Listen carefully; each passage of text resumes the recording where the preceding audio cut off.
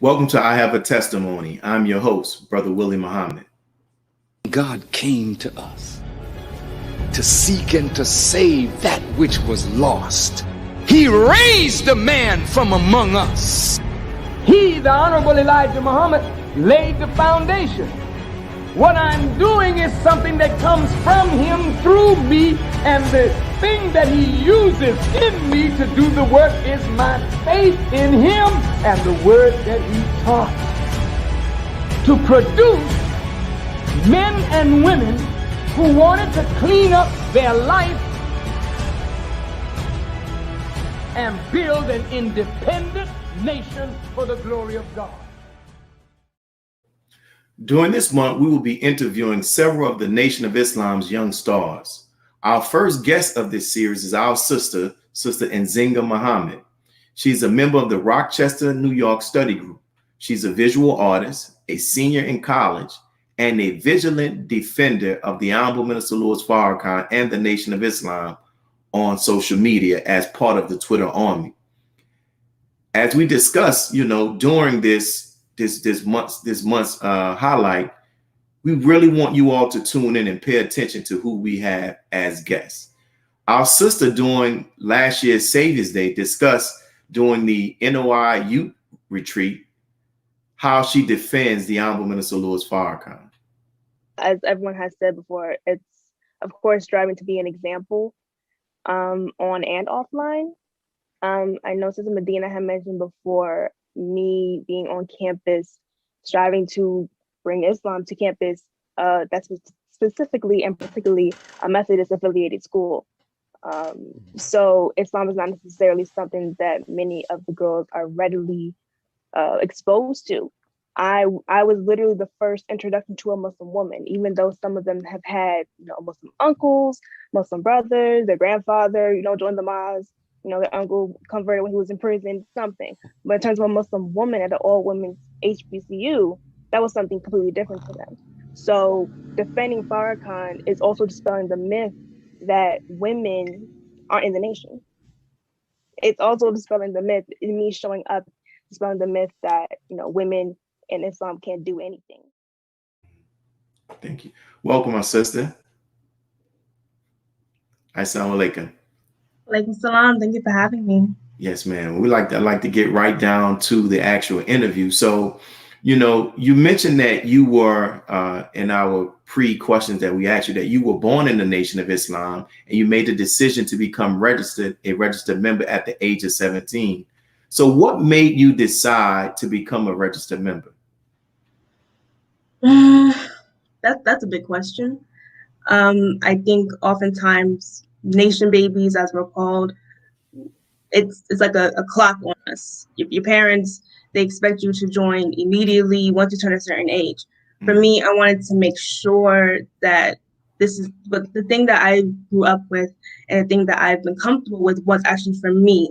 I was registered literally on Father's Day. And my father, of course, he was ecstatic, like that was his Father's Day gift, but it wasn't for my father.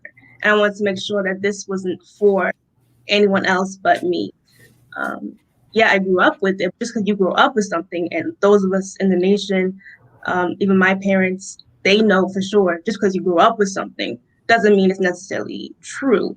But for me, I had to find out if this was absolutely true and if it was for me, not for anybody else. And it is. Wow, beautiful, beautiful. I know that was definitely a great Father's Day gift for your father. And I even know your mother was happy as well. And my next question, this is a two-part question. First, what advice would you give to parents of children born in a nation who are conscious, but the children do not appear to have a real interest in becoming a registered member at this time? Be patient. Really be patient. I was the first of my immediate family to get registered. So I was before my brother, who was also registered. So just because one child might be first and the other one doesn't mean that they're going to be a disbeliever. Doesn't mean they're going to turn hypocrite or anything. No, only Allah can make a believer. You can't make your child do anything. So just be patient with them and just keep showing up and keep making this thing that we call Islam fun.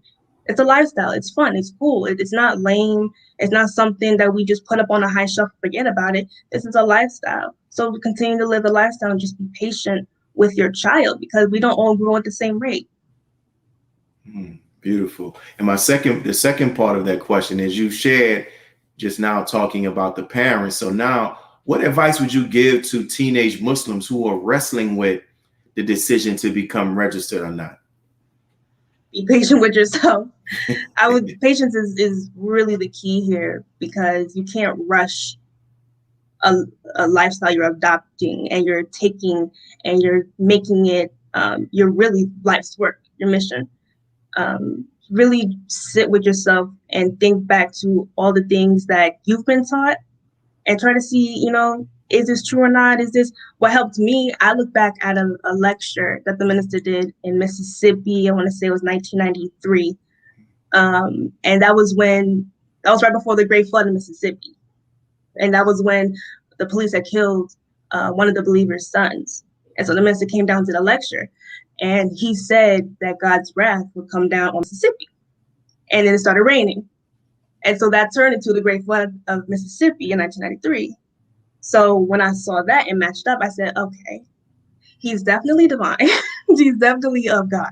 So just finding out for yourself, research for yourself, look up, see if it adds up. And if it doesn't add up, then leave it alone. It's interesting. You mentioned two things in responding to those questions. You mentioned patience, and you talked about the research that you did for yourself. And I want to just dig deep into some of those. Why do you feel like patience is so key, especially from the standpoint of a parent and also from the teenager? Because Allah didn't create himself in one day. He didn't do anything in one day. It took several days, years, and we still haven't reached the level of perfection yet. So I would say being patient is key if you're going to talk about something that is an evolutionary process to perfection. Patience is something that, of course, I don't have, not fully completely, but it's still necessary and vital and important when you're making a big decision. And that decision could very much well save your life. And if you're a nation baby, you've seen the proof in your parents. You've seen the proof. And if you see maybe old photos or videos of what your parents were, then you'll see how they are now. And if there's a difference in their lives, then something happened. But it didn't happen overnight. They thought about it, they researched, they talked to people, then they accepted. They might have accepted the same day they heard the lecture, but they still had a process in class, which took time and patience. So being patient is key, I would say, because it's a very important thing. And you talked about how, I'm quite sure, prior to you seeing that lecture that the Honorable Minister Louis Farrakhan did when he spoke in the state of Louisiana, and I know prior to that you saw numerous lectures, but what was it? What was it about that lecture that really drove you home? Like you was like, I got to do this. Because everything matched up. Everything made sense. And it was what was being said was also prophecies to me. And I know what the scripture says. If a man says something that doesn't happen, then he's not a prophet. You can leave that alone. You don't have to worry about that because it's not true. He's a fool. Don't listen to it. But if it comes true, then you're obligated to listen and go wherever he says go. So that's what really helped me in confirming it through scripture also, and saying if it matches up, and it did, and it does, and it always has. Thank you. Now, you're currently a senior at Bennett College, right? Which is an all-women, right? Graduate? No, rising senior. Rising senior, right? Which is an all-women's college. What influenced your decision to attend that particular HBCU comparison to all of the others that are out there? One, the financial package. That's the first and foremost. I'm not gonna lie. That's the first and foremost, the financial of it all. But also, it's a school for Black women, and Black women in history has always been my passion. This is a school that is so rich in history, and it is so small too. And me coming from a homeschool background, I would jump from that small setting to a huge setting. I felt like I couldn't really catch up. But if I just go from this small setting of homeschool to a larger but still small setting, then I can make that transition a little bit easier. Wow. And it's interesting. I think about my first year of college was very challenging. And I came from a public school system to a university atmosphere. So you mentioned about how you came from a homeschool to the actual university setting. So how was that transition? What were some of the things that you did to just adapt to that new environment? Well, for one, my mom, she put me in some AP courses, so that college level readiness. And being homeschool is much more tailor-made for your child, and it's much more personalized. You don't have to put them on the same curriculum as what they want to do, and you don't always have to baby them either. My mom has a thing, and really a lot of people in the nation who homeschool their children. If your 3-year-old, wants to learn algebra, why not? Anything really. There's no, even though you have to have grades and you have to have levels in the curriculum, but there's no limit. So because of that, my mother really encouraged us to keep learning and keep going. And by the time I got into school, I was really pretty much ahead, I felt like, in certain subjects, especially when it came to history. History class at home was always rich, and always articles and research, and go on the final call for this and go look up that. So I was already used to that. So going to a college atmosphere, it was much easier for me. And how has it, just that experience, just being a Black woman, to be able to be in that environment with other Black women? How is the campus and even the curriculum there empowering to you as a woman?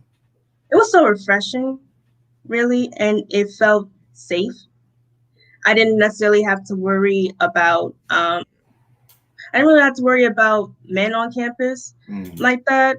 They exist, especially because we're across the street from A&T, North Carolina A&T. So yeah, so I mean, they're present, but they're not in your face.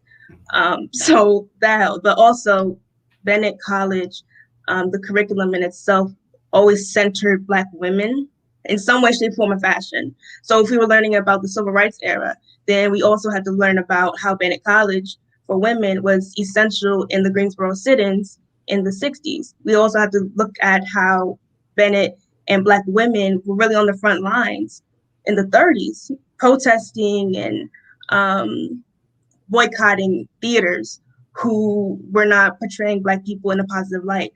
If we were learning about anything else, we always centered it back around Black women. If it was a biology class, okay, well, who's Henrietta Lacks? It's always recentering and re-empowering us in everything that we do. And that's something that I'm used to being homeschooled, also centering everything back to the common root, which is the teachings.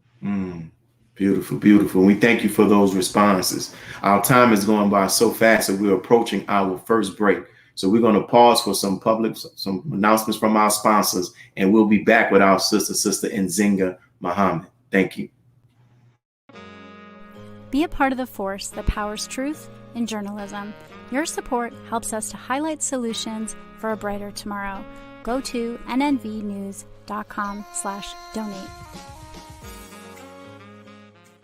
Asiatic Minds, online education, helping our children to discover their God-given skills, gifts, talents, and passion that will allow them to see their greatness, as well as the greatness of our people, and upon discovering that greatness, infusing them with the desire to use it for the betterment of themselves, their families, our people, and the world.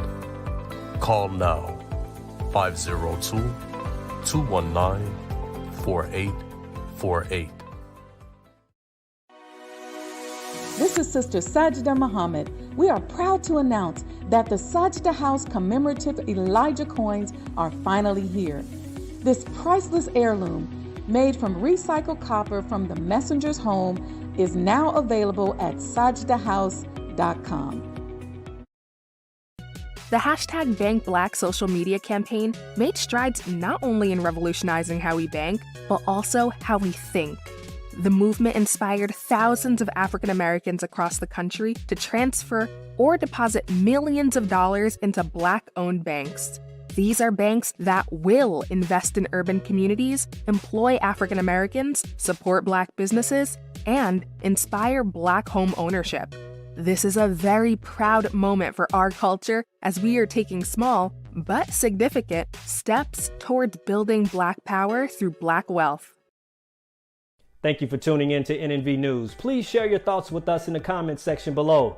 Follow us on social media at NNV News, and please subscribe to our YouTube channel, National Network View.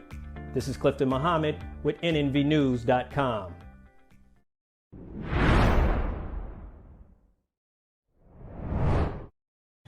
This past May marked the 64th year of the Honorable Minister Louis Farrakhan in the ministry. Recently, Brother Abdul Kian Muhammad appeared with Brother Dimitri, Brother Nuri, and Brother Carlos to highlight this accomplishment. I think it's of utmost importance because not only does it mark him being declared a minister by the Most Honorable Elijah Muhammad, and has now continued to be known as the minister, but it also, for me, marks 64 years of him doing something that's unprecedented by somebody who has reached such a pinnacle in this world's life and still going up. The minister has 64 plus years of elevating his teacher. Not one time has he mounted a rostrum, been on a radio show, written an article, visited a church or a school in these 64 plus years. Has he not let the people know who is his teacher and the one that has also made him? So I believe that it's very important that we talk about this beautiful man, because he's a wonderful example of the power and the uniqueness of elevating your teacher, which in truth elevates you. And we're back, and we're here with our sister Nzinga Muhammad. I'll go into our next question. In the opening clip, you spoke about how for many on the campus, you were their first introduction to a Muslim woman for many of them. Can you share with us what some of those experiences were like for them to meet you and to ask you questions and things of that nature? A lot of invasive questions, honestly. Those being, did your father make you wear that, or do you have to wear that? But a lot of those questions just came out of ignorance, honestly, because if you're a first introduction to something, they're gonna ask questions that you might not like, but that's their experience. I've been asked if I'm married, if I got married young. I got asked about Muslim women. Can we do things? Is it true that we can't ride in a car with men? Is it true that we can't walk anywhere without a man and I'm talking to them by myself? Is it true that you can do this or that? It was these questions that, okay, you got it from somewhere, and you got these things from some narrative, and you all have the same narrative, and we just met each other. So to me, I saw it as, now, okay, I have to do something, and that do something means to show up and represent as best as I can. And a lot of it was just curiosity too, because they wanted to be part of it. They just didn't know if they had a place in it. And that's when I was like, okay, I have to introduce them, but not in a way that is down their throat, because that's what they're used to, the narrative being about us. That if I join this thing, then I'm gonna be forced to do something I don't want to do. And that's not attractive.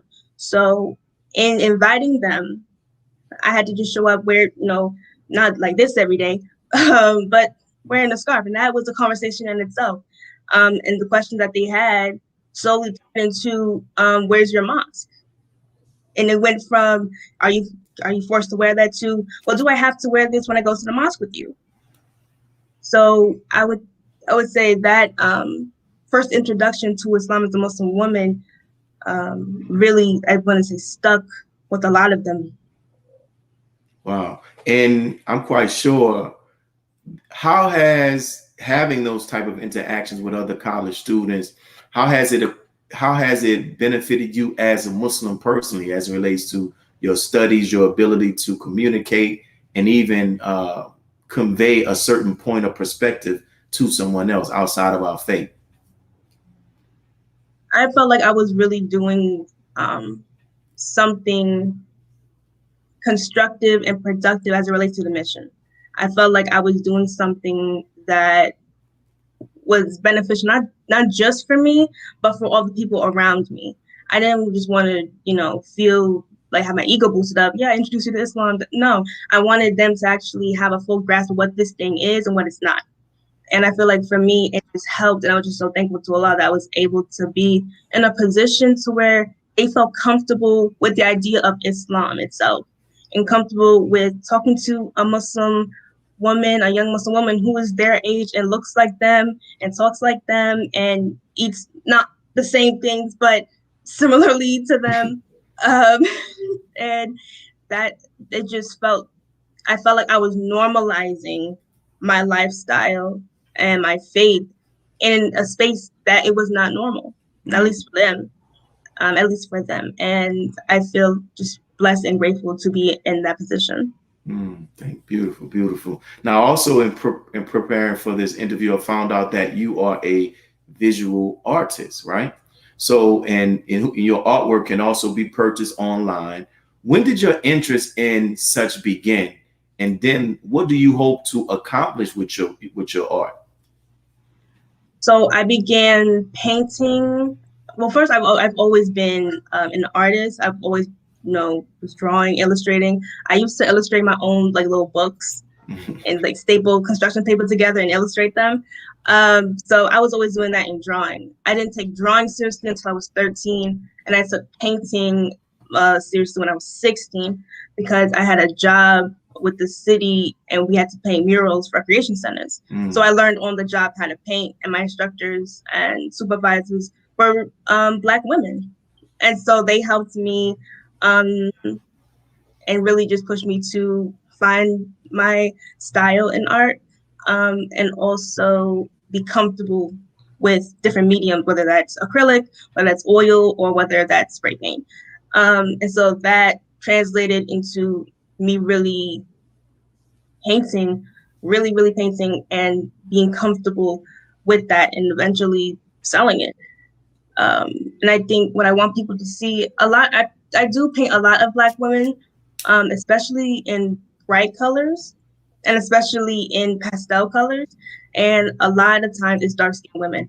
And the reason for that is because there's this myth and idea that Black women can't be soft, that Black women can't be feminine, that Black women can't be vulnerable. And so these are bright colors, they're soft colors, they're pastel colors, because Black women should be allowed and able to do those things and be those things. So I wanted to be a positive light when looking at images of our people. And thank you for that response. And also I found out that you have chosen was interdisciplinary studies, right? With a history concentration, which is one of my favorite. I majored in history as well, and you're minoring in English. So why did you choose those particular courses, and what are you planning on using them to do? Inshallah, I do want to go to grad school eventually and get my master's in history. But for Bennett, there was no history major necessarily, biology, math. There was no history major. It was interdisciplinary studies. And then you create your own major within that. So I did history. And a lot of my historical work has been dealing with Black people, whether that's in religion, in colonial era, Black women in the colonial era. And so I took really women's studies and also history as it pertains to Black history and made that my own major. And wow. So. And this is and you were mentioning a lot, and I love the way that how Bennett not only does it connects you all to our history, but it shows what was Bennett's role during the civil rights, but also Black women, right? And from your perspective as a historian, what would you say has been and is the significance of the Black woman to the overall sojourn of Black people in America from the time we got off the ships until even right up until now? That's a whole, that's a big question. That's the whole question, because you got to think 400 years of this thing, this system that we had to deal with. It's a lot, because we had to have our humanity taken away as Black people, but also as women. There were certain things and methods that were used against us, particularly because we were women, and we had to stay strong in that. You know, being wet nurses, being raped, having all these things done to us, and still having to be intact, and still have to work all the time. I think that Black women have really sacrificed so much and have been through so much and continue to go through so much, and still there's this resistance, and we're still here. A lot of these things, a lot of these laws created against Black women, particularly, for instance, during the slavery era, where if you're a slave, your child's a slave. And so these targeted attacks towards Black women during slavery were very apparent, but also just for us to still be here just shows that somebody survived. Like, we're living proof of people who survived through that Middle Passage, survived through the breaking process in the Caribbean, survived through all of these things, and we're still here. So I think Black women deserve nothing but roses, a break also, and deserve a chance to be ourselves and be free, because for so long we've had to be tough, and we had to be resilient, and we had to be strong, and we had to be all these things. I think that Black women really just deserve the world for what, not even for what we've been through, but we continue to go through. And because we are, as the minister has said, the second self of God himself. And if us being here isn't proof of that, then I don't know what is. Wow. Beautiful. And you see, in that response, you brought up another question in my mind, but I can't ask it right now. We'll do it later after the break. So we're at our next break, and we're going to pause to hear from our public, from our sponsors, and we'll be back with our Sister Nzinga Muhammad. Thank you. Be a part of the force that powers truth in journalism. Go to nnvnews.com/donate.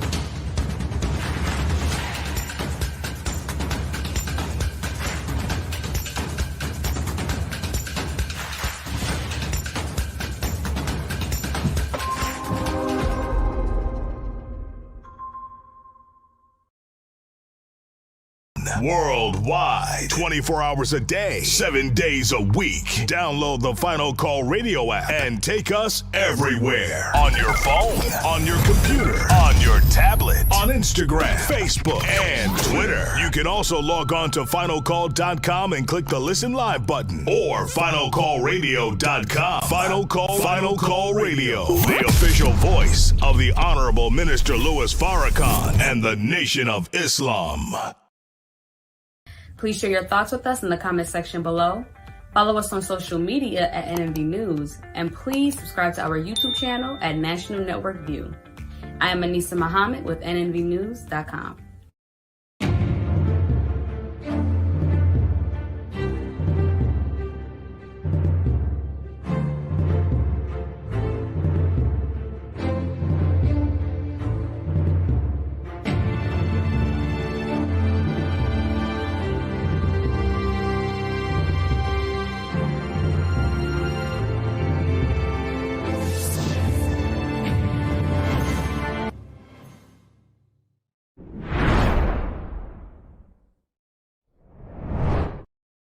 The participants and organizers were treated with a surprise appearance by the Honorable Minister Louis Farrakhan during last year's NOI Youth Retreat. He shared some valuable guidance with them, and his words can be viewed online.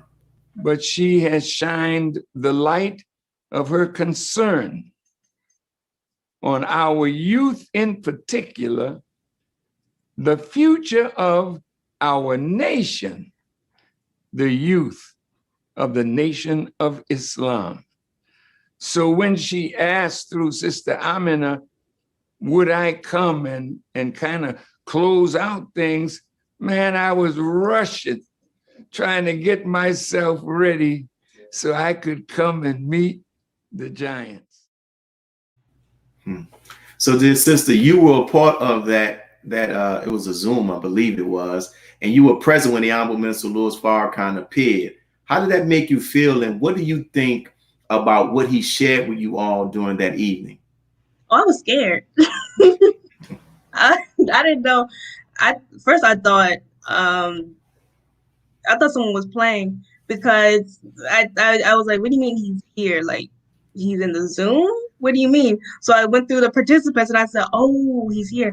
So I was like, did he hear me? Did he hear what I said? Did I say everything okay? Am I okay? Do I look okay? And that was just such a shock for everybody. But it was so needed too, because what it did was it humanized him for me. It made him coming to Zoom to speak to us, and he's pointing out different people saying, oh, I like your tie, I like your uniform, I like this, he was really speaking to us, and he was talking to us as if we were regular human beings like him. It showed that, sometimes we get lost in the divinity of him, and we don't see him as a human being who's accessible, who is reachable, who can talk to us, and he is all of that. And it really showed he is all of that. What he shared with us too, it was like he was speaking to me. And the way Zoom is set up, once you have the speaker's view, he's looking directly in the camera, and so you're like, oh, he's talking to me. But what he was saying, it hit so deeply for me, because it was like a personal message, like Allah was speaking to me through him, and he always does. But it just showed that he really has a divine connection to Allah. And if he comes in a room and he speaks, it's as if he knows exactly what you're going through, and he speaks to that concern. And he said it in a way, it was like, so did I have a discussion with you yesterday? Were we talking last week? Because everything that you're saying adds up to my life. And it was so personal, and it was just a beautiful experience overall. Beautiful. Thank you. And also, prior to this virtual appearance some years ago, you had the opportunity to personally meet the Honorable Minister Louis Farrakhan and Mother Khadijah. It looks like it was at one of the national trainings. So can you share with us how this moment came about and the impact that it has had on you? Ooh. So again, I was scared.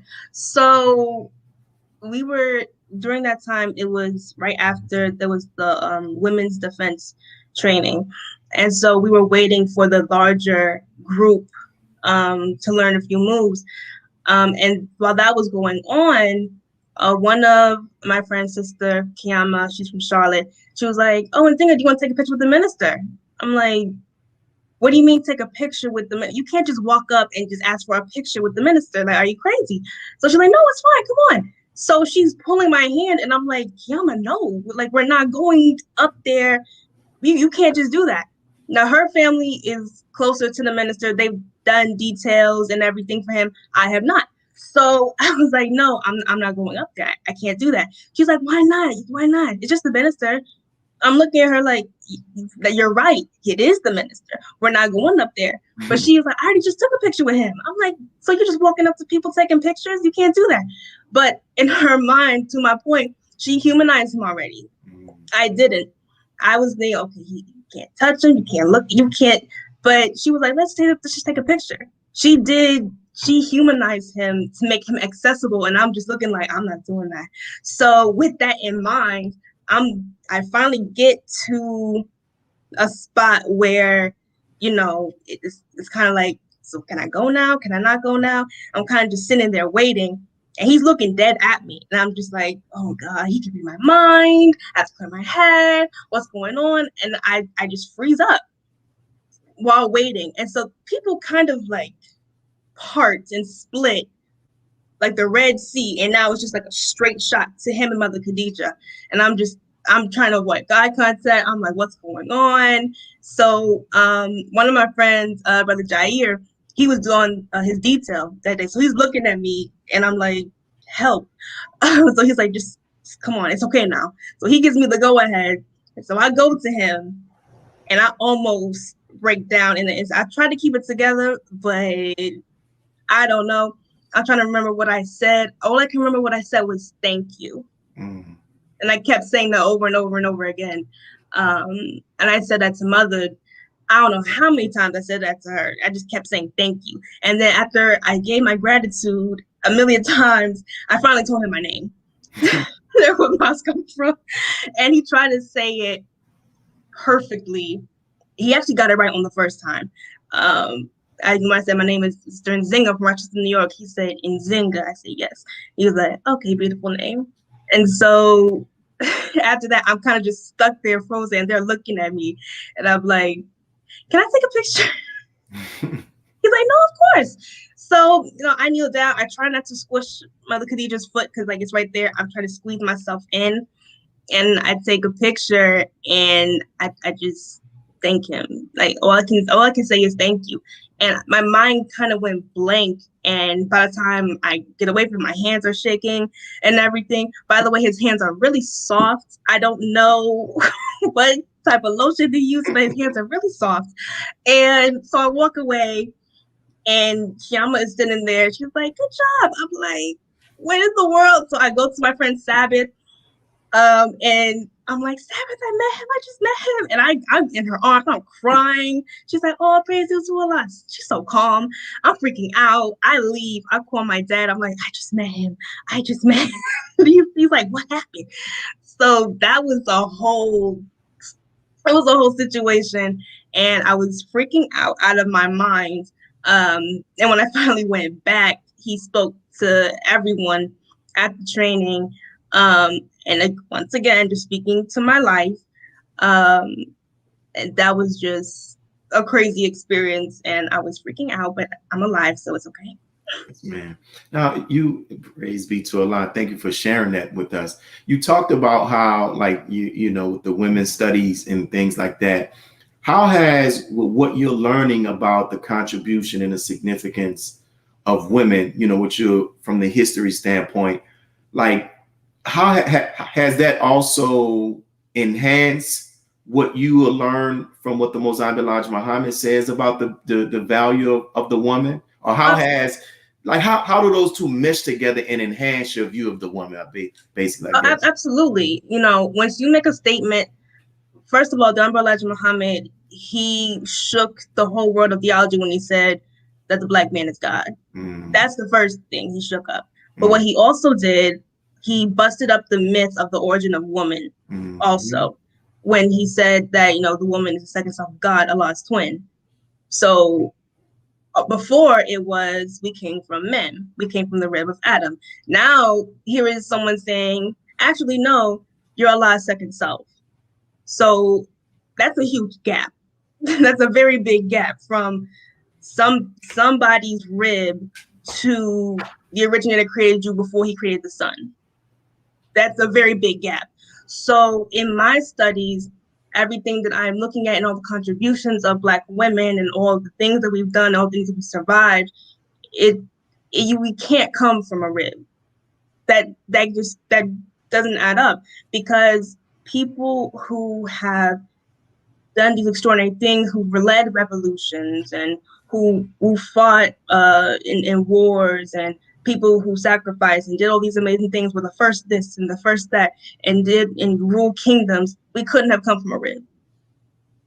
It doesn't add up. There had to be a equally divine essence within us to do all these amazing things, but it had to take someone who was not divine to make us forget, and to make all of that wash away, and to create systems of oppression against this group of people in particular, who are literally God's twin. Beautiful, beautiful. And that, I like the way that you said that, and that is you Great response. Definitely great response. So, we talked about how you are one of the defenders of the Honorable Minister Louis Farrakhan on social media, and I check it out. You're going and you're defending him in our way. Can you give some examples of one of the attacks that you might find that you have defended the Honorable Minister Louis Farrakhan against, and how did you go about defending him? The most recent that I can think of was during the homegoing of DMX. And so with that, the minister spoke beautifully, as he does, but he gave a lot of course, Christian references, which is no stranger to me, but it was strange to a lot of people who never heard him before, or who have heard of him but never heard him. And so they were saying that he speaks like a preacher, and I never knew he quoted Jesus like that before. And I'm thinking, there's no way you didn't know that he talks about Jesus. And that was just one of the things that I even remember being at school. People asked me, so you believe in Jesus, right? And I was like, yeah, I believe in Jesus. But people don't know that for real. They really don't understand that and fully grasp that, because to them, really, in truth, Jewish people have more connection to Jesus than Muslims, simply because of a one, land, but also language. So they feel like they're more connected to them, and plus they read the Bible. Jesus was Jewish, so Jews are more connected to Jesus than Muslims. So we're the bad guy, when the whole time he's one of our biggest champions. So we have a duty, really, to make the world know that, yeah, that's our man too. And oftentimes, and we say, a good Muslim is a good Christian, and we prove that. So the minister, him speaking about Jesus was nothing new. It's just part of his ministry, and it's part of all of our ministry. So what I did was I made a thread on Twitter, and I created a thread, and it was just a list of all the times he spoke about Jesus. Not all the times, but some key points in which he's really dealing with in the same cadence and also in the same tone and the same spirit as he did at that funeral. Beautiful, beautiful. And we're coming up on our next break, and I see your mother and your father in the comments. They're so proud of you. Brother Abdul Qiyam too, and I told him I wanted to interview you. He was like, definitely, definitely. And I can tell that you really study, sister, and continue to keep up with that, in addition to what you're learning on the college campus. So we're coming up on our last break, and we'll be back to finish this beautiful interview with our sister Nzinga Muhammad. Be a part of the force that powers truth in journalism. Your support helps to combat false media. Cash App NNV News. Asiatic Minds, online education, helping our children to discover their God-given skills, gifts, talents, and passion that will allow them to see their greatness as well as the greatness of our people. And upon discovering that greatness, infusing them with the desire to use it for the betterment of themselves, their families, our people, and the world. Classes begin September 1st. To enroll, visit AsiaticMinds.com. Greetings from National Network View. This week's final call cover story headline reads, "The battle in the sky is near."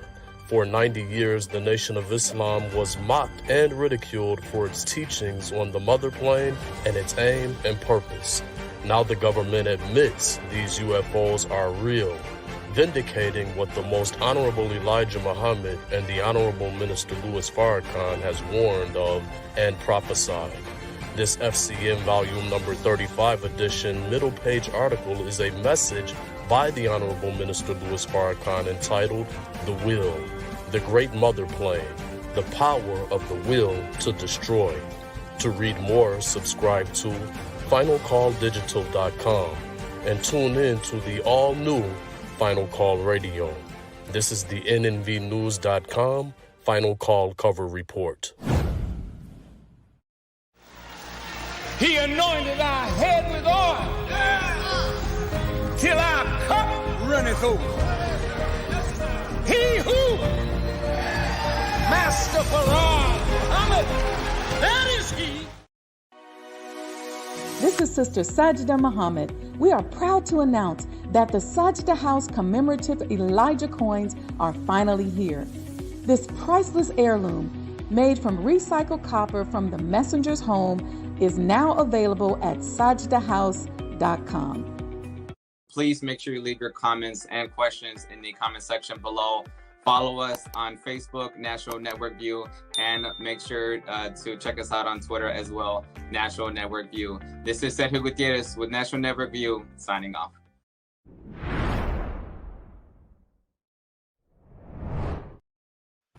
During one of our previous shows here on NNV, we had the opportunity to interview jazz violinist Michael Ward. He shared with us how the Honorable Minister Louis Farrakhan helped he and his family during the aftermath of Hurricane Katrina. Something. And also while we were actually there, you talked about how, you know, you're from the city of New Orleans and you experienced the unfortunate natural disaster of Hurricane Katrina, but you shared with me something that I had no idea about, how the Honorable Minister Louis Farrakhan, his offer of kindness to you. Can you talk about that? Well, you know, my family and I we were displaced like everybody else. And he said, Mike, you and your family come up here if you want. I was like, Minister, I need to be close to New Orleans. You know, I got to be close to New Orleans, you know, see what's going on. And so I went to Houston. He said, don't do nothing till you call me. And he took, you know, he helped me out. He gave me help for me get an apartment in Houston for 6 months. He paid for it. And therefore I was able to recover. And, you know, I was so deeply and grateful for him for being so kind and offering that. He didn't have to do that. We're back with our sister Nzinga Muhammad. And I'll ask you this question. You know, the purpose of this show is based upon the scripture in the book of Revelation, where it says that the dragon or Satan was defeated by the blood of the Lamb and the power of their testimony. And so we get people to come on to give their testimony about the Honorable Minister Louis Farrakhan. If you were asked to testify before the world of 3 qualities of the Honorable Minister Louis Farrakhan, what would those 3 qualities be that you would testify of, and why those? Only 3. Only 3. One, I would say he's merciful. He is patient, and he's very motherly. I would say those, because I've been watching him since I was literally a baby.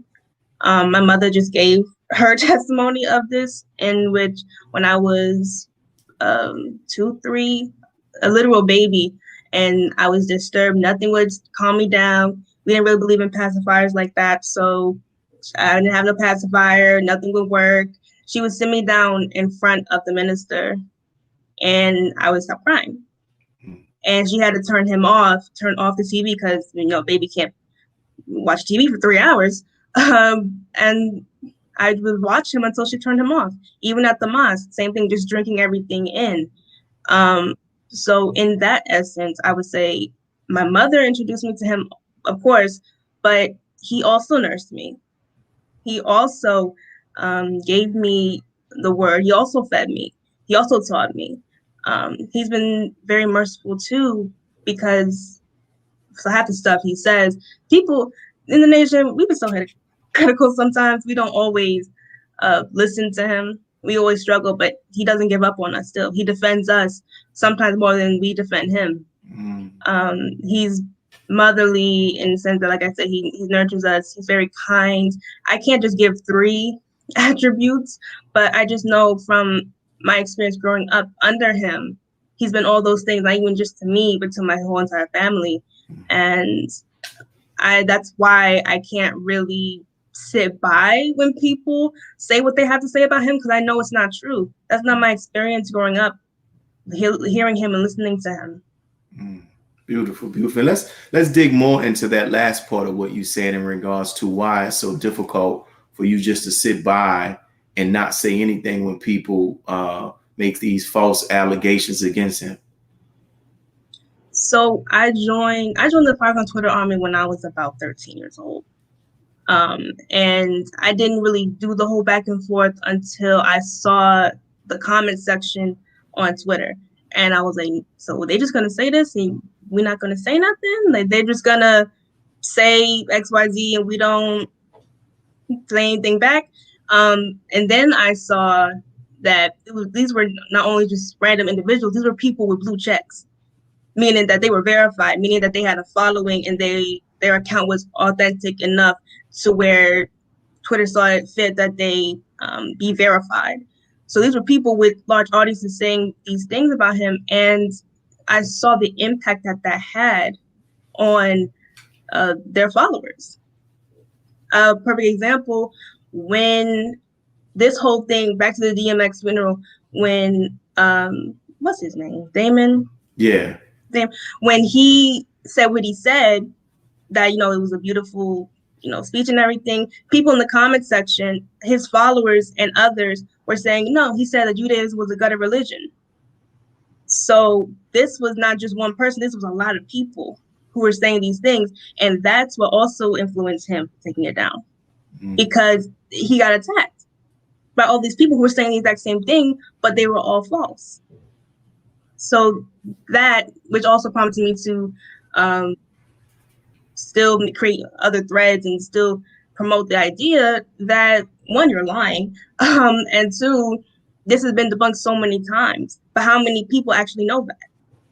How many people get inbox or get DM that, hey, actually, this is not true? How many people were told that this is false when all they know is one narrative?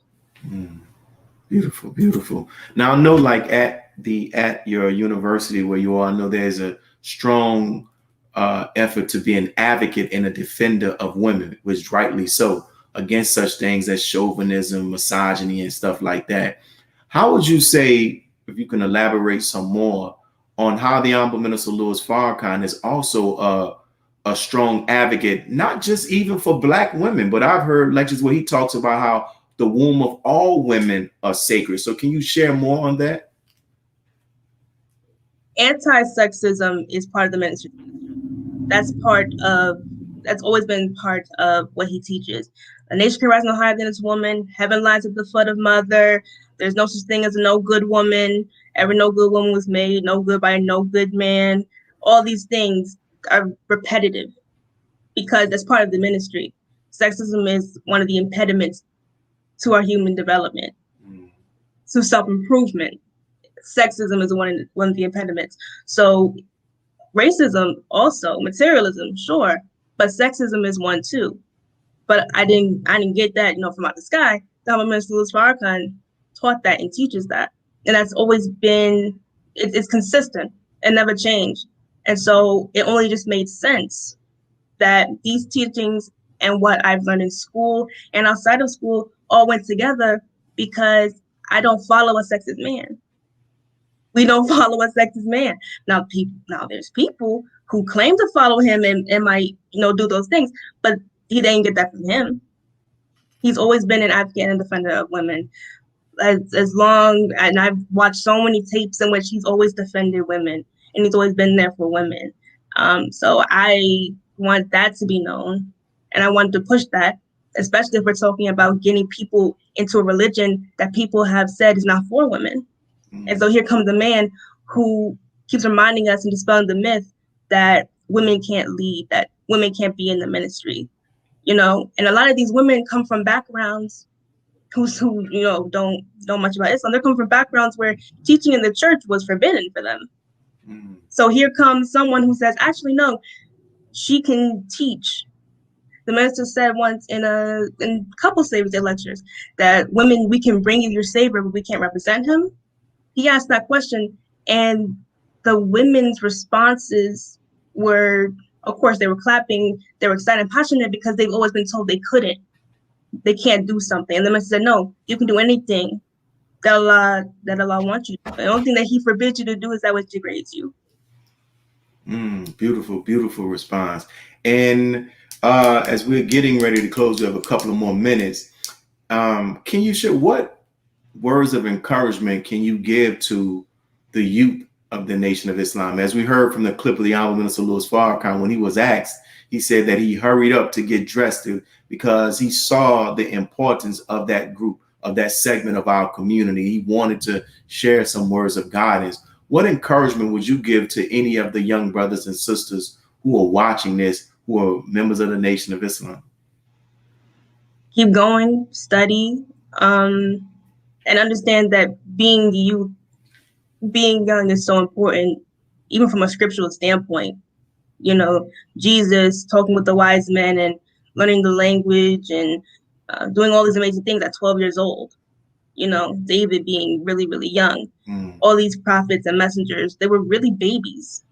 You know, Jesus died at 36, some say 33. That's very young. That's not ancient. Like, he's a very young person. Being a young person shouldn't be in your vocabulary. Inshallah should be, but should not. You know, a lot of times people underestimate us and we underestimate ourselves, sometimes because of age, sometimes because of experience or lack thereof, but we shouldn't do that to ourselves, you know. Beautiful, because as you can bear witness with the civil rights movement, you know, when people think about Dr. King and a lot of these leaders that are held up, some people think like because it was so long ago, they think that they were older, but these were very young individuals with the Fred Hampton Jr.'s, Malcolm, all of these are like very young individuals. So as we get ready to close, was there anything that you may have wanted to share that you didn't have the opportunity to share because maybe I didn't ask the right question? If so, here's your opportunity now. I think you asked all the right questions, honestly. I'm just grateful to be here and just thankful to being on this magnificent platform. Yes, ma'am. And we will close. That's he said, let's get your information. So how can people order where can they go to support you as it relates to your artistic endeavors and even follow you on social media?